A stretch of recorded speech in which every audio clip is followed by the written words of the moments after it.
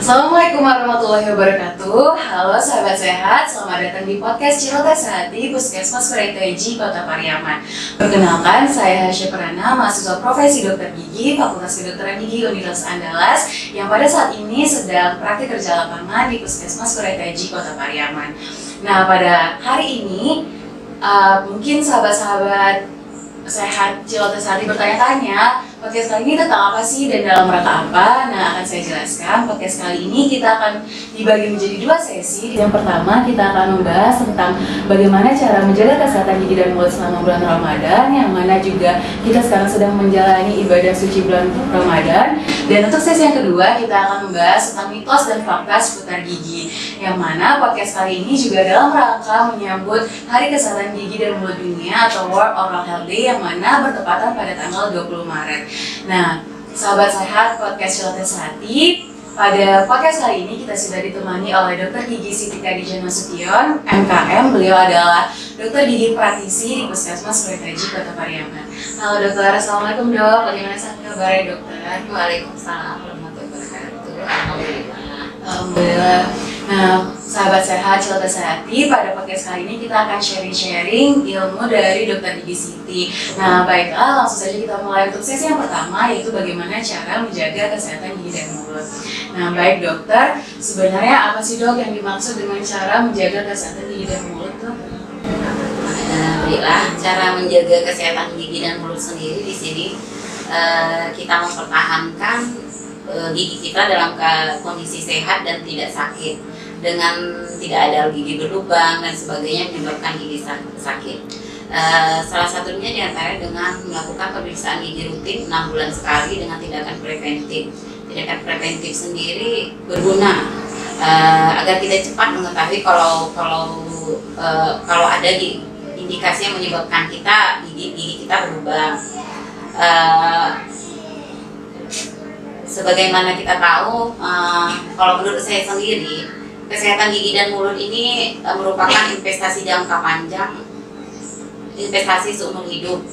Maksudnya di sini investasi seumur hidup karena salah satu nikmat hidup itu adalah makan, tidur, dan kesehatan mental kita ya.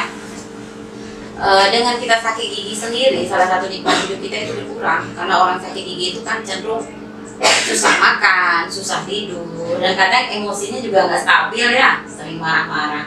Makanya itu kita sering memotivasi masyarakat, menghilangkan stigma masyarakat. Masyarakat kan masih banyak beranggapan kalau ke dokter gigi itu mahal, yang kemudian takut ya. Padahal seperti kita tahu sekarang semua fasilitas kesehatan masyarakat udah ada di setiap tempat seperti puskesmas. Malah dari BPJS sendiri semua tindakan hampir digratiskan. Mungkin itu dibutuhkannya kesadaran masyarakat lagi untuk selalu memeriksakan gigi 6 bulan sekali ke dokter gigi. Dan satu lagi ya, kesehatan gigi dan mulut ini banyak sekali pengaruhnya ke kehidupan kita, bukan hanya ke kesehatan, ke karir, ke cita-cita. Mungkin seperti kita tahu sekarang mau masuk polisi atau sekolah kedinasan, semua membutuhkan pemeriksaan gigi dan mulut kan. Dengan kita melakukan maintenance, tindakan preventif dari dini, itu salah satunya tindakan UKS, UKGS. Di situ kita bisa memantau sejauh mana kesehatan gigi dan mulut anak-anak. Seperti UKS sendiri, dari SD kita sudah melakukan turun untuk memeriksakan penjaringan kesehatan gigi dan mulut. Dari situ udah mulai bisa kita lakukan yang perlu ditambah, sehingga anak nggak perlu berkelanjutan sakit gigi. Dengan kayak gitu udah masuk kita menyelamatkan mendukung cita-cita anak Indonesia. Gitu saja. Baik dokter, berarti kita baiknya harus ke dokter gigi ada atau tidak ada keluhannya dok?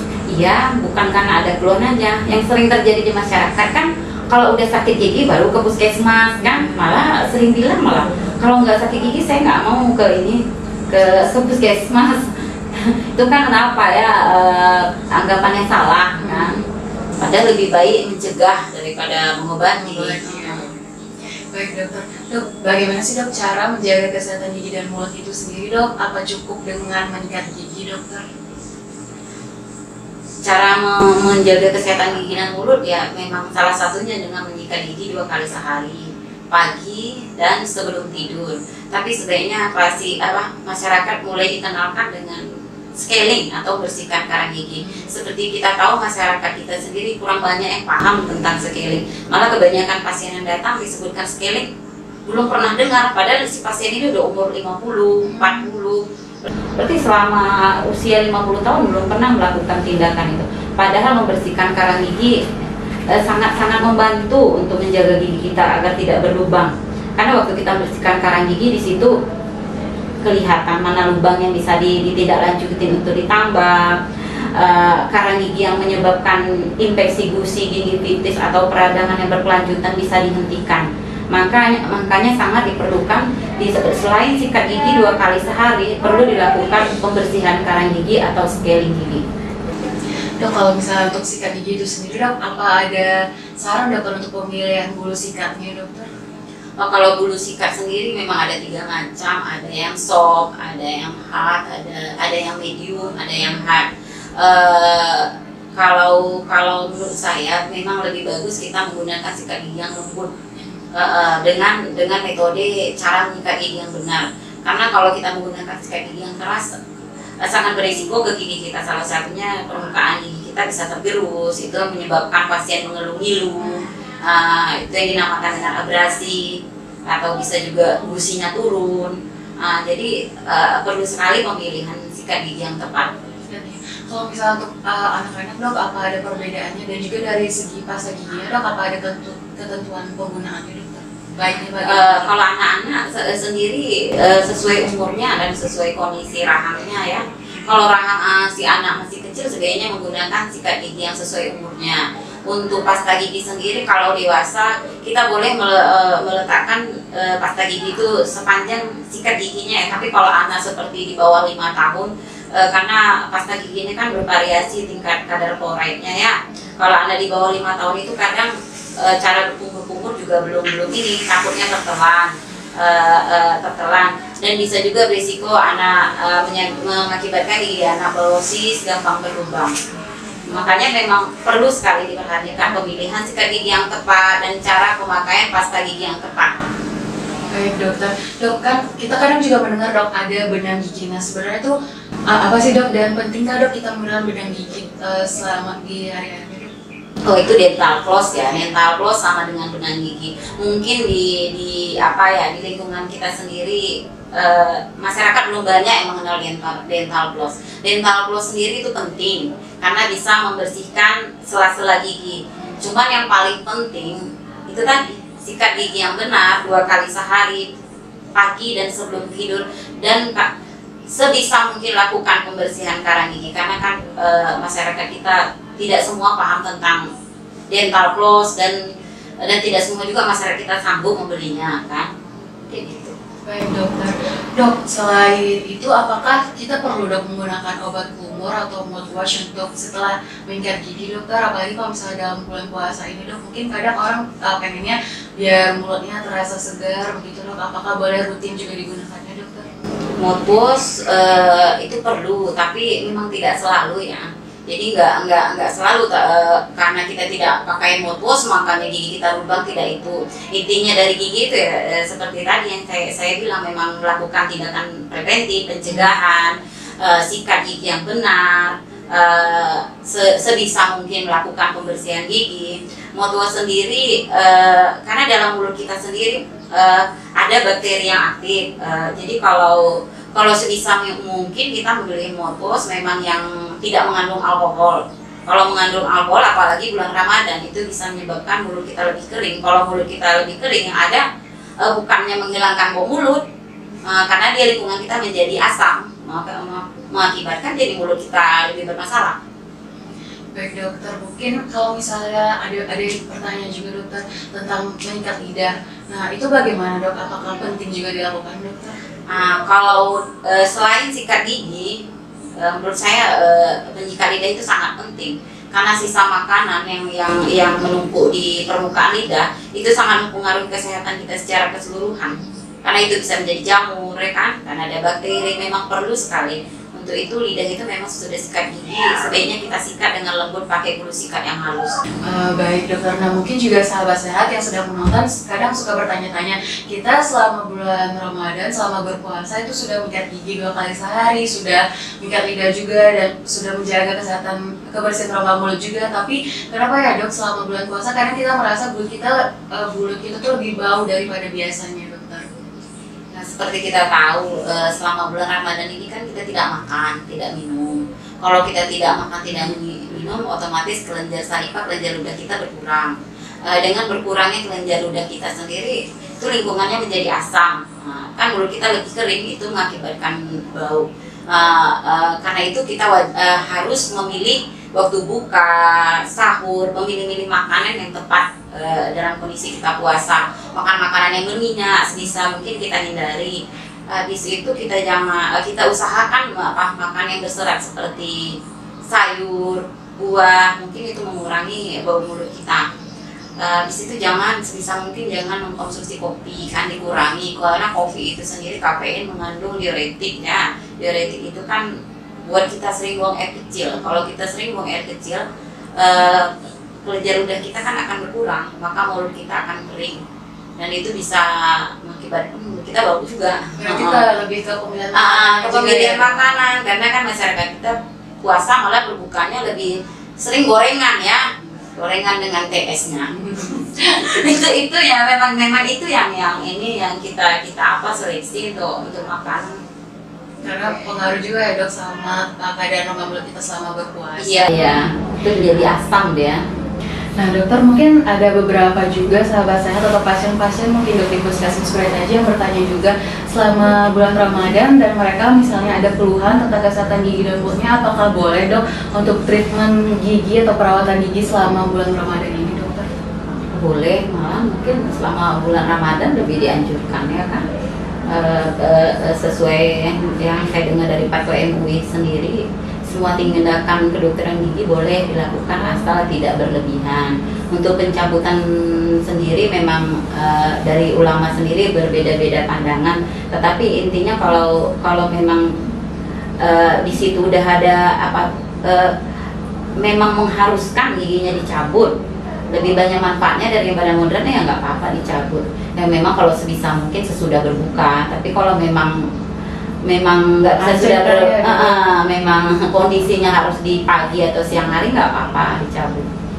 Baiklah dokter, terima kasih, dan sahabat sehat juga yang sedang menonton juga.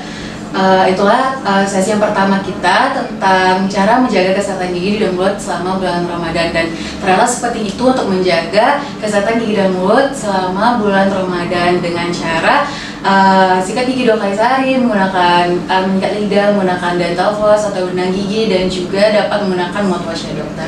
Kemudian juga harus baiknya untuk datang ke dokter gigi 2 kali setahun atau 6 bulan sekali ada atau tidak ada keluhannya dokter.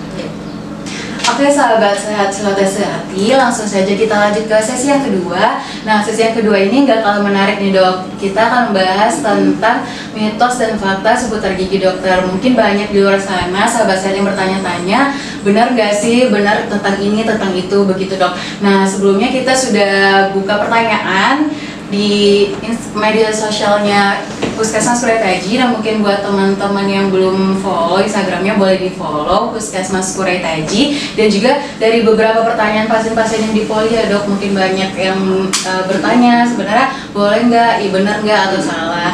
Nah baik dokter, kita langsung mulai ya dok untuk pertanyaan yang pertama yang banyak ditanyakan nih dokter. Kita ada properti nih dok, nanti yang udah dokter pegang juga. Nanti kalau misalnya mitos, angkat mitos ya dok, dan fakta begitu dokter. Nah langsung saja yang pertama dokter, mencabut gigi bagian atas itu akan menyebabkan kebutaan. Nah itu bagaimana dok, mitos atau fakta dokter? Mitos ya. Mitos. Nah Terus karena antara saraf gigi dengan mata itu tidak ada berhubungan. Jadi itu yang perlu diingat masyarakat. Cuman memang kalau kita sakit gigi, apalagi gigi kita infeksi, bukan ke mata, malah daerah pipi kita ini bengkak, malah seringan sinus kita, daerah hidung kita itu lebih bengkak. Makanya sebagian pasien malah jadi bermasalah pergi ke THT kan. Ternyata di THT suruh konsul ke dokter gigi, apa ada nggak gigi rahang atasnya yang sakit. Nah, sesudah dilakukan pencabutan malah jadi sembuh. Jadi itu sangat mitos kalau pencabutan gigi berhubungan dengan mata. Berarti nggak boleh takut lagi ya dok? Iya, nggak boleh takut lagi. Gigi atas karena nggak ada hubungannya sama Tidak ada. mata. Baik dokter, yang selanjutnya ya dok.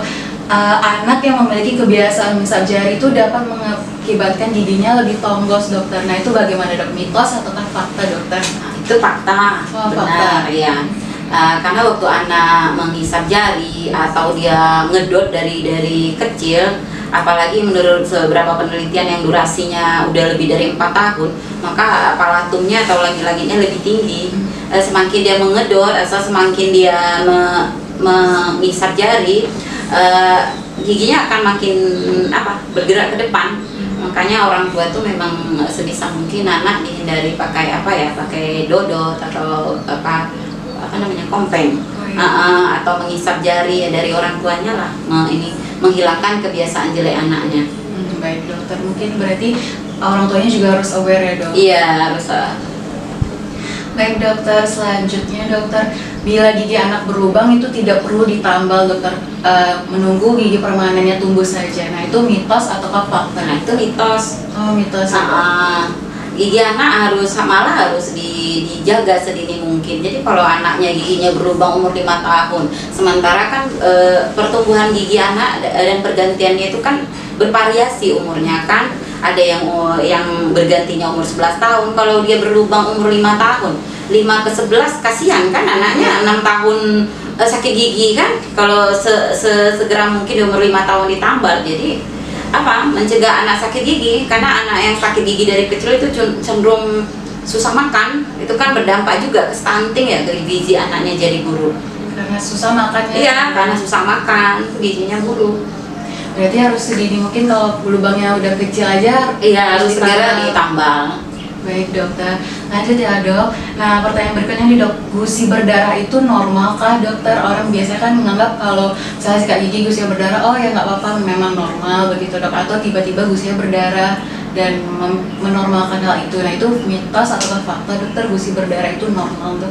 Mitos. Kalau udah jelas gusi berdarah berarti udah ada kelainan. Biasa disertai infeksi. Biasanya gusi berdarah itu kan macam-macam penyebabnya, tapi salah satunya yaitu karang gigi yang menumpuk. Karang gigi yang menumpuk, pasiennya sikat gigi yang tidak teratur, tidak pernah membersihkan karang gigi. Itu yang dinamakan gingivitis. Gingivitis itu infeksi pada gusi. Dan gingivitis ini diteruskan berkelanjutan bisa menjadi periodontitis. Periodontitis itu sendiri karang giginya udah menyusur ke dalam gusi yang lebih dalam, itu menyebabkan gigi goyang, dan bisa juga menyebabkan di samping menyebabkan gigi goyang, bisa juga menyebabkan kerusakan tulangnya. Berarti kalkulus atau karang gigi itu juga dapat menyebabkan gigi goyang ya dokter? Bisa sekali, karena karang gigi sendiri keras kan, seperti batu kan, kalau dibiarkan kan itu yang masuk ke jaringan sekitar gigi kita. Itu yang masyarakat kita sering kurang paham kan sering giginya goyang, giginya nggak ada berubah tapi goyang aja bu katanya. Itu murni karena karang giginya yang penuh. Baik dokter. Nah selanjutnya nih dok, kita gigi lebih bersih jika mengikat giginya kuat-kuat dokter, mitos atau fakta dokter? Mitos itu. Jangan pakai tenaga dalam sikat gigi ya. Sedangkan sikat gigi aja perlu bulu sikat yang halus ya kan. Jadi nggak apa-apa sikat gigi itu tidak mahal ya kan. Yang penting pemilihan bulu sikat yang tepat dengan metode cara sikat gigi yang benar. Malah kalau kita sikat gigi kuat-kuat, itu gigi kita bisa menjadi bisa menjadi emelnya hilang, bisa jadi abrasi, bisa gusinya turun. Itu pasien makanya gigi saya nggak kenapa dok, kok ngilu aja. Ternyata pas dilihat emel giginya udah udah licin aja permukaan giginya. Ternyata pola sikat giginya yang salah, terlalu kuat. Dia beranggapan dengan sikat gigi yang sangat kuat dia bersih, ternyata enggak gitu, malah jadi ngilu semua ya. Iya dokter. Oke dokter, selanjutnya dok, yang pertanyaan terakhir dokter, bila tidak ada keluhan kita nggak perlu ke dokter gigi dokter. Nah itu bagaimana dok? Nah, itu mitos itu. malah saya sering nemu pasien ya, kalau yang lubang giginya satu atau kecil saja sering dengan keluhan gigi saya ngilu Bu, ini pas diperiksa giginya bersih, lubangnya satu. Malah pasien yang cenderung lubang giginya lebih dari 2, malah semua regio molarnya habis. Saya nggak pernah sakit gigi Bu, katanya gitu kan. Berarti kan udah berteman dia kan, sudah beradaptasi kan. Jadi memang itulah perlunya anak sedini mungkin kita lakukan pemeliharaan giginya. Jadi anak itu peka. Karena kalau gigi anak itu bersih, dia ngilu dikit aja dia bilang itu, "Ma, giginya ngilu," gitu kan. Tapi kalau dari kecil udah dibiarkan ya dengan karang giginya, dengan lubang giginya, dengan giginya yang busuk, dia udah biasa aja itu. Sampai gede giginya habis satu-satu, dia nganggap nggak pernah sakit gigi, malah cenderung bilang kan udah berteman kan. Cuman kelihatan aja dari badannya, yang anaknya berat badannya susah naik, ternyata giginya cenderung banyak yang busuk. Jadi perlu sekali lah, walaupun tidak sakit, malah itu yang paling bagus sebelum sakit ya, itu tindakan preventifnya. Dan juga pas ke dokter gigi, jadi yang nggak sakit ada karena orang bilang sakit ke dokter gigi, sakit untuk penambalan begini. Padahal kan kalau misalnya gigi yang berlubangnya masih kecil kan bisa tambah, bisa 1 kali kunjungan kan, tidak sakit juga. Itu memang banyak stigma masyarakat, cabut gigi sakit, nambah gigi sakit. Padahal lebih sakit gigi loh dari cabut gigi. Kalau yang udah pernah sakit gigi kan udah ada pasien aja datang kadang kondisinya udah pucat, demam, nggak bisa tidur katanya udah berapa hari. Berarti kan lebih menakutkan daripada sekedar cabut gigi kan, atau periksa gigi. Mungkin itu dihilangkan stigma ke dokter gigi itu menyeramkan ya kan. Bener dokter. Nah dokter, mungkin sahabat saya juga itulah sesi kita podcast kali ini. Dokter, terima kasih banyak dokter atas sharing ilmunya, dan juga kepada sahabat saya Cilotes Hati khususnya yang berada di lingkungan Puskesmas Kuretaji, jangan lupa untuk mengecek kesehatan gigi dan mulutnya ke Puskesmas Kuretaji dengan jam pelayanan itu ada Senin sampai Kamis di jam 8 sampai jam 12, dan hari Jumat jam 8 sampai 11, juga Sabtu jam 8 sampai jam 11 ya dokter. Baiklah, mungkin sekian podcast kali ini, sampai jumpa di podcast berikutnya.